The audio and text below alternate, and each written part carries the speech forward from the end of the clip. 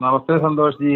Okay, നമസ്തേ Santhosh G, നമ്മള് ഈ അഷ്ടദിക്പാലക പീഠത്തെ കുറിച്ച് അങ്ങ് കുറച്ച് ദിവസമായിട്ട് അങ്ങ് ഞങ്ങൾക്ക് മനസ്സിലാക്കി തന്നുകൊണ്ടിരിക്കുകയാണ്. അതിനിടയിൽ മറ്റു പല കാര്യങ്ങളും വന്നുകൊണ്ട് താമസങ്ങളൊക്കെ വന്നിട്ടുണ്ട്. അതെ അതെ അതെ. എന്നിരുന്നാൽ തന്നെയും ഇപ്പോ വരണപീഠത്തിൽ എത്തിക്കഴിഞ്ഞു. വരണപീഠം വരെ എന്താണെന്നുള്ള കാര്യം അങ്ങ് ഏതാണ്ട് കുറച്ച് വിശദീകരിച്ച് തന്നെ പറഞ്ഞിട്ടുണ്ട്. അപ്പൊ ഇത് നമ്മള് ഇന്ദ്രപീഠം തുടങ്ങി അഗ്നിയുടെ പീഠം, യമപീഠം, നിരുതി, ഇപ്പൊ വരുണൻ വരെ നമ്മൾ പറഞ്ഞിട്ടുണ്ട്. അതെ. അപ്പോ ഈ അഷ്ടദിക്പാലകരുടെ ഇത് അതിന്റെ അടിസ്ഥാനത്തിൽ കൂടിയാണല്ലോ ചാതുർവർണ്ണ വ്യവസ്ഥയും കൂടെ വരുന്നത്. ചാതുർവർണ്ണ്യം വരുന്നത്. അപ്പൊ ഈ ചാതുർവർണ്ണത്തെ കുറിച്ച് അങ്ങൊന്ന് വിശദീകരിച്ച് പറയാമെങ്കിൽ തീർച്ചയായിട്ടും ഞങ്ങൾക്ക് ആ കാര്യങ്ങളൊന്ന് മനസ്സിലായേനെ. പ്രണവവേദയിൽ അങ്ങ് ഇതെല്ലാം വളരെ ശ്രീരാമ സിദ്ധാന്തത്തിന്റെ ഒരു റീ ഓപ്പൺ എന്നുള്ള നിലയ്ക്ക് പ്രണവവേദയിൽ അങ്ങ് ഇതെല്ലാം എഴുതി വെച്ചിട്ടുള്ളതാണല്ലോ. അതെ അതെ. അപ്പൊ അതില് ഈ ചാതുർവർണ്ണ്യം എന്താണ് എന്നങ്ങൊന്ന് പറഞ്ഞിട്ട് പോയാൽ ബാക്കി പീഠങ്ങളിലേക്കുള്ള പോക്കിനും അവിടുത്തെ അറിവിനും കുറച്ച് ഗുണം കിട്ടുമെന്ന് തോന്നിയുകൊണ്ടാണ് അങ്ങനെയായിട്ട് പലപ്പോഴും സംസാരിച്ചിട്ട് അങ്ങനെ തോന്നിയിട്ടുണ്ട്. അതുകൊണ്ടാണ് ഞാൻ അങ്ങനെ ചോദിച്ചത്.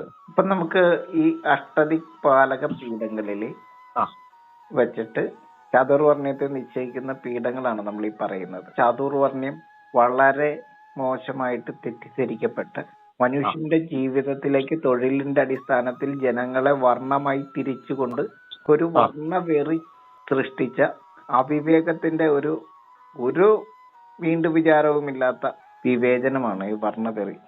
തലമുറകൾക്ക് മുന്നേ തന്നെ അങ്ങനെ സ്ഥാപിച്ചു വന്നിരിക്കുകയാണല്ലോ സന്തോഷ് ജി. അതെ അതെ. അങ്ങനെയൊന്നല്ല എന്നുള്ള പാഠം മനസ്സിലാവുന്നില്ല. ഇപ്പൊ നമ്മൾ പഠിച്ചുകൊണ്ടിരിക്കുന്ന ദിക്പാലകരെ കുറിച്ച് പറയുമ്പോഴാണ് ചാതുർവർണ്ണ്യം, അതിനകത്താണ് ചാതുർവർണ്ണ്യം വരുന്നത്. അപ്പൊ നമുക്ക് ചാതുർവർണ്ണ്യത്തെ കുറിച്ചൊന്ന് പറയാം. ഏറ്റവും ചെറിയ രീതിയിൽ പറഞ്ഞിട്ട് അങ്ങോട്ട് പോകാം. ഇപ്പൊ നമുക്ക് എല്ലാവരും പറയുന്ന ഒരു ഇതുണ്ട്, ചാതുർവർണ്ണ്യം പറയുമ്പോൾ തന്നെ ചാതുർവർണ്ണ്യം മയാ സൃഷ്ടം ഗുണകർമ്മ വിഭാഗശ. മാനവന്റെ ഏറ്റവും വലിയ വിവേകത്തിൽ നിന്നും ഏറ്റവും അവിവേകമായിട്ടുള്ള വിവേചനമില്ലാത്ത വർണ്ണവിവേചനം, ദുരവസ്ഥയ്ക്ക് കാരണമായിട്ടുള്ള ഒട്ടും വീണ്ടും വിചാരമില്ലാത്ത ശാസ്ത്രീയതയെ അശാസ്ത്രീയമായിട്ട് എങ്ങനെ ഉപയോഗിക്കാമെന്നുള്ളതിന്റെ ഏറ്റവും വലിയ തെളിവാണ് ഈ വർണ്ണവിവേചനം, ചാതുർവർണ്ണ്യം. അങ്ങനെയാണ് ജാതി വ്യവസ്ഥ ഉണ്ടാകുന്നത്. നമ്മളിത് പറയുമ്പോഴും ഇത്രയും വെറുക്കപ്പെടേണ്ടതാന്ന് പറയുമ്പോഴും നമ്മൾ അറിഞ്ഞിരിക്കേണ്ട ഒരു കാര്യം, ഈ ചാതുർവർണ്ണ്യത്തിന്റെ അടിസ്ഥാനത്തിലാണ് ഇന്നും ഈ മോഡേൺ യുഗത്തിലും നമ്മൾ ഇവിടെ ആനുകൂല്യങ്ങൾ കൈപ്പറ്റുന്നത്. ഈ ജാതി സംഘടനകളെല്ലാം ഇപ്പോഴും ശക്തിപ്പെട്ട് നിൽക്കുകയാണ്. ജാതി ചോദിക്കരുത് പറയരുത് പറയുമ്പോഴും ജാതി സംഘടനകൾ ശക്തിപ്പെട്ട് നിൽക്കുന്ന ഒരു കാലഘട്ടത്തിലൂടെയാണ് നമ്മൾ പോകുന്നത്. മാനവരിലെ ചാതുർവർണ്ണ വിഭജനം ഉണ്ടായത് ആദ്യ കാലത്ത് തന്നെയാണ്. അതായത് ത്രേതായുഗത്തിന്റെ ആ കാലഘട്ടത്തിൽ തന്നെ ഇത് ശക്തമാണ്. പക്ഷെ ഇന്ന് നമ്മൾ എല്ലാവരും ഈ ചാതുർവർണ്ണ്യവും ജാതി വ്യവസ്ഥയൊക്കെ പറയുമ്പോഴും എന്താണ് ചാതുർവർണ്ണ്യം, ഇതിന്റെ യഥാർത്ഥ ശാസ്ത്ര രഹസ്യം എന്താണെന്നുള്ളത് നമുക്ക് അറിയില്ല. നമുക്കത് അറിയാൻ കഴിയാത്ത രീതിയിൽ ഇത് മൂടപ്പെട്ടു പോയിട്ടുണ്ട്. ചാതുർവർണ്ണ്യം എന്താണെന്ന് നമുക്ക് ചെറുതായിട്ടൊന്ന് പറഞ്ഞു പോകാം. ഇപ്പൊ പഞ്ചഭൂത കാരണനും വർണ്ണകാരണനുമായിരിക്കുന്ന അതേസമയം ജീവകാരണനുമായിരിക്കുന്ന സൂര്യനാൽ ജലത്തിനുണ്ടാകുന്ന വർണ്ണ വ്യതിയാനമാണ്. അതായത് ചതുർഭൂതങ്ങളാൽ അഞ്ചാമത്തെ ഭൂതമായിരിക്കുന്ന ജീവനാകുന്ന ജലത്തിനുണ്ടാകുന്ന വർണ്ണ വ്യതിയാനം മാത്രമാണ് ചാതുർവർണ്ണ്യം. ഒരു പ്രദേശത്തെ നമ്മൾ ഖണ്ഡനിരൂപണം ചെയ്യുമ്പോൾ, നിർമ്മാണ പ്രവർത്തനത്തിനായി ഖണ്ഡനിരൂപണം ചെയ്യുമ്പോൾ 4 കോണുകളിൽ 4 ഭൂതങ്ങളാണ്. ആ 4 ഭൂതങ്ങളും 4 ദിക്പാലകന്മാരും അങ്ങനെ 8 പീഠങ്ങൾ കൽപ്പിച്ച് നമ്മൾ ഒരു ദേശത്തെ, ഒരു ക്ഷേത്രദേശത്തെ ഖണ്ഡനിരൂപണം ചെയ്ത് ഈ ജീവനായിരിക്കുന്ന ജലത്തിന്റെ സംരക്ഷണത്തിന് വേണ്ടിയിട്ട്, തീർത്ഥശുദ്ധിക്ക് വേണ്ടിയിട്ട്, ജീവശുദ്ധിക്ക് വേണ്ടിയിട്ട് ഖണ്ഡത്തെ ചിട്ടപ്പെടുത്തുമ്പോൾ അവിടെയാണ് നിർമ്മാണ പ്രവർത്തനത്തിന്റെ ഭാഗമായിട്ടാണ് നമ്മൾ ഈ ചാതുർവർണ്ണ്യം നിശ്ചയിക്കുക. അത് മനുഷ്യന്റെ ജീവിതത്തിലല്ല. സൂര്യകാന്തിയിൽ ആകാശത്തിൽ ജലം വശീകരിക്കപ്പെട്ട് വശ്യഗുണത്താൽ ഉയരുന്നു. സൂര്യന്റെ സാന്ദ്രമായിട്ടുള്ള ഭാവത്തില് വായുവിൽ ജലം ശൂദ്രഗുണത്താൽ സഞ്ചരിക്കുന്നു.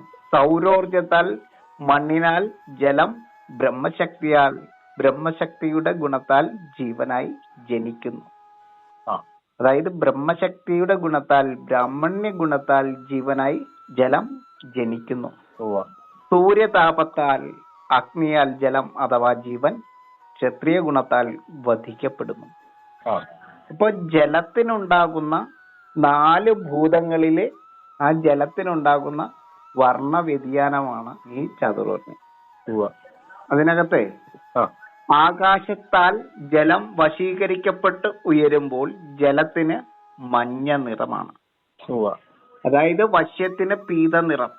വായു ജലത്തെ വഹിച്ച് സഞ്ചരിക്കുമ്പോൾ, വായു ജലത്തെ ചുമന്ന് മേഘമായി മാറുമ്പോൾ ആ മേഘത്തിന് എന്താണ് നിറം? കറുപ്പ് നിറമാണ്, കൃഷ്ണവർണ്ണമാണ്. ശൂദ്രത്തിന് കൃഷ്ണ നിറമാണ്. മണ്ണ് ജലത്തെ പാതിമൈ ചേർക്കുമ്പോൾ, മണ്ണിൽ ജലം പതിക്കുമ്പോൾ മണ്ണിന് ചെമ്പു നിറമാണ്. ബ്രാഹ്മണ്യത്തിന് കപില നിറമാണ്. മണ്ണും ജലവും ചേരുന്ന അവസ്ഥയിൽ കപില നിറമാണ്, ചെമ്പ് നിറമാണ്. അഗ്നിയാൽ ജലം വധിക്കപ്പെടുമ്പോൾ, ജീവൻ വധിക്കപ്പെടുമ്പോൾ ആ ജലത്തിന്, ജീവനായിരിക്കുന്ന ജീവന്റെ മായയായിരിക്കുന്ന ആ ജലത്തിന് ചുവപ്പ് നിറമാണ്. ക്ഷത്രിയത്തിന് അരുണവർണ്ണമാണ്. ഇതാണ് ഏറ്റവും ബേസ് ആയിട്ട് നമ്മൾ അറിഞ്ഞിരിക്കേണ്ട കാര്യം. ഇപ്പൊ നമ്മള് ഇതിന്റെ അടുത്ത ഘട്ടത്തിലേക്ക് കടക്കുമ്പോഴാണ്, കുറച്ചും കൂടെ അടുത്ത് നമ്മൾ കാണുമ്പോഴാണ് അതിന് കുറച്ചും കൂടെ നമുക്ക് ക്ലിയർ ആയിട്ടുള്ള പിക്ചർ കിട്ടുക. വർണ്ണനായിരിക്കുന്ന സൂര്യനാണ് വർണ്ണമില്ലാത്ത ജലത്തെ ജനിപ്പിക്കുന്നത്. ജലത്തിന് വർണ്ണമുണ്ടോ? ഇല്ല. വർണ്ണമില്ലാത്തതാണ് ജലം. വർണ്ണനായിരിക്കുന്ന സൂര്യനാണ് വർണ്ണമില്ലാത്ത ജലത്തെ ജനിപ്പിക്കുന്നത്. ശൂദ്രമായിരിക്കുന്നത് കറുപ്പ് വർണ്ണാണ്. ശൂദ്രം എന്നാല് ജലത്തിന്റെ അപരവർണ്ണമായിരിക്കുന്ന അവസ്ഥയാണ്. അവർണതയല്ലത്, അവർണതയല്ല, വർണ്ണത്തെ ജനിപ്പിക്കുന്നതിന് വേണ്ടിയിട്ടുള്ള അപരവർണ്ണമായിരിക്കുന്ന അവസ്ഥയാണ് ശൂദ്രം. അതായത് വർണ്ണത്തെ ജനിപ്പിക്കുന്നതിന് മുമ്പുള്ള അവസ്ഥയാണെന്ന് അറിഞ്ഞാലും.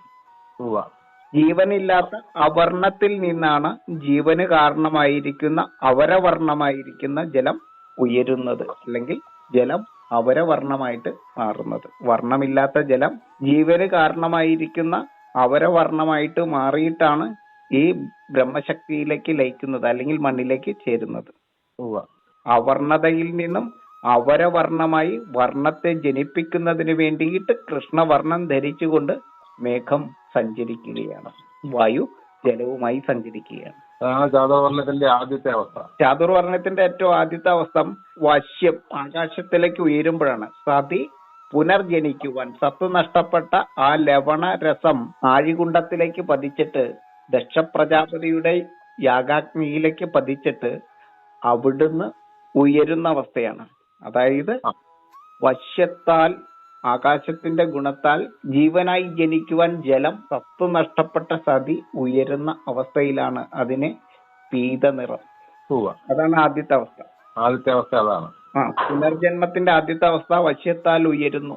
സൂര്യനാണ് ആ ഉയരുന്നതിന് കാരണം ഗുരുത്വാകർഷണ ബലത്തെ അതിജീവിച്ച് കേശികത്വ സ്വഭാവത്താൽ ഈ ഗ്രാവിറ്റിയെ അതിജീവിച്ച് ജലത്തെ ഉയർത്തുവാനുള്ള അഗ്നിയുടെ കഴിവാണ് സതിയെ പുനർജനിപ്പിക്കുന്നത്. സത്ത് നഷ്ടപ്പെട്ട ആ ലവണരസത്തെ സരിത്തായി മാറിയ ആ ആഴിയിലേക്ക് പതിച്ച ആ പാർവതിയെ, ആ ജലത്തെ വശ്യത്താൽ ഉയർത്തുന്നു. ആര്? ആകാശം. സരസ്വതി ഭാവത്തിലുള്ള അമ്മയുടെ സ്ഥാനത്തുള്ള ആകാശം വശ്യത്താൽ ഉയർത്തുന്നു. അപ്പോൾ അതിന് പീത നിറം, മഞ്ഞ നിറം. അതാണ് ആദ്യത്തെ അവസ്ഥ. രണ്ടാമത്തെ വർണ്ണമാണ് ഈ പറഞ്ഞ ചാതുർവർണ്ണത്തിലെ രണ്ടാമത്തെ അവസ്ഥ. ജലം അപരവർണ്ണമായി വർണ്ണത്തെ ജനിപ്പിക്കുവാനായിട്ട് വായുവിലേക്ക് ചേരുമ്പോൾ കൃഷ്ണ നിറം. അപ്പൊ ശൂദ്രത്താൽ കൃഷ്ണവർണ്ണം അല്ലേ? എന്ത് രസമുള്ള സംഭവം നോക്കിയത്. നിർഗുണതയിൽ നിന്നാണ് സർവഗുണങ്ങളും ഉണ്ടാകുന്നത്. ശൂദ്രത്തിൽ നിന്നാണ് ബ്രാഹ്മണ്യം ജനിക്കുന്നത്. ഈ കറുപ്പ് വർണ്ണത്തിൽ നിന്നിട്ടാണ് ബ്രാഹ്മണ്യം, ബ്രഹ്മശക്തി ജീവശക്തി, പരമാത്മ ചൈതന്യമായിരിക്കുന്ന ആ ജീവലോകം, ജീവാത്മ വൈഭവമായിരിക്കുന്ന സസ്യലോകം എല്ലാം ജനിക്കുന്നത് ഈ മണ്ണും ജലവും കൂടി ചേരുമ്പോഴാണ്. ജലം മണ്ണിൽ ചേരുമ്പോഴാണ്, പതിക്കുമ്പോഴാണ്. മണ്ണും ജലവും പത്നിയും പതിയുമായി മാറുമ്പോഴാണ് ജീവൻ ജനിക്കുന്നത്.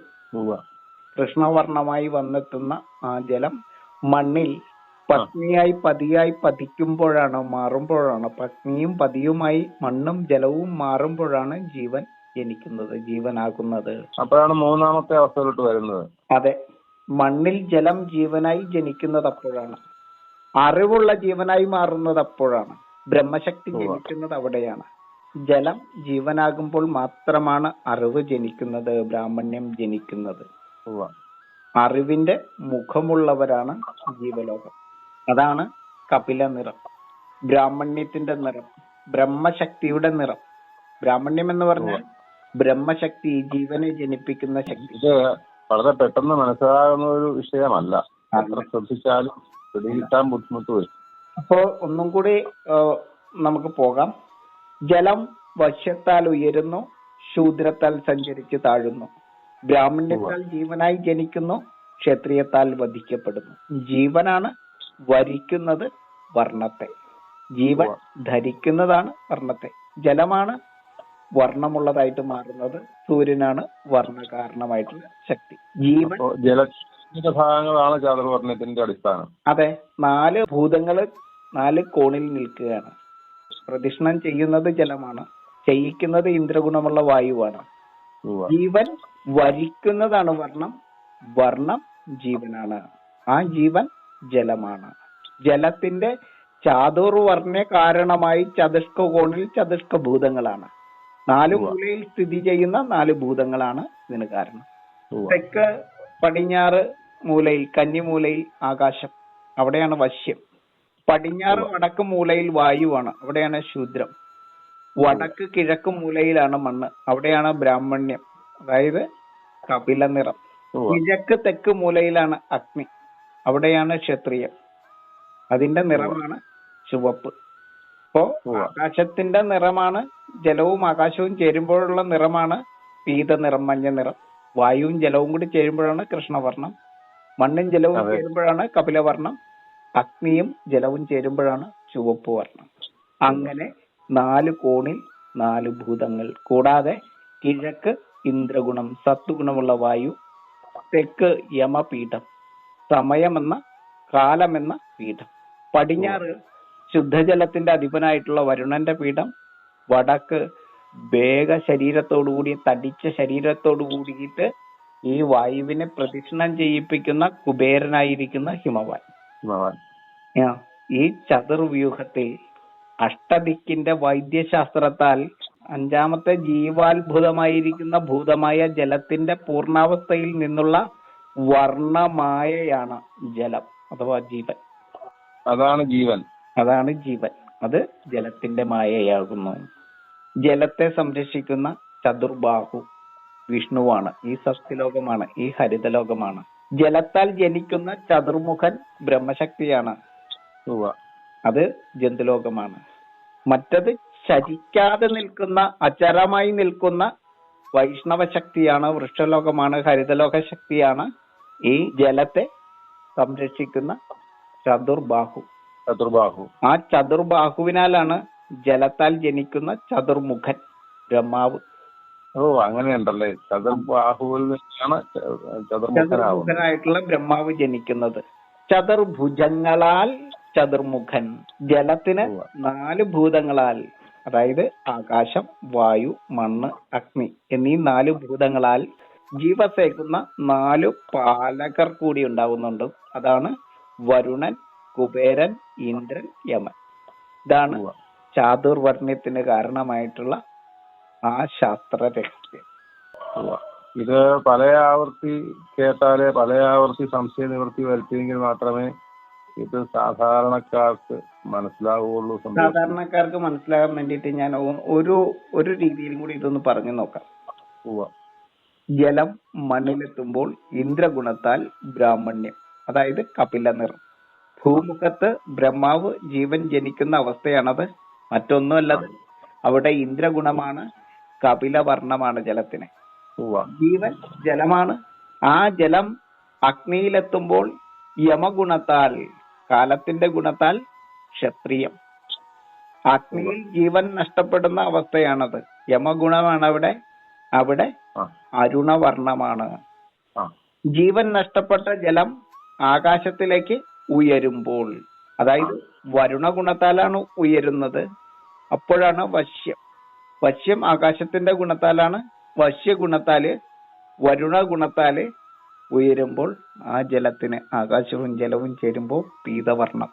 ജലം വായുവിനാൽ സഞ്ചരിക്കുമ്പോൾ, ആകാശത്തിലേക്ക് ഉയർന്ന ആ ജലം വായുവിൽ സഞ്ചരിക്കുമ്പോൾ, ആ സഞ്ചരിക്കുന്നതിന് കാരണം മേഘമായി മാറുന്നതിന്, മേഘമായി സഞ്ചരിക്കുന്നതിന് കാരണം കുബേര ഗുണമാണ്.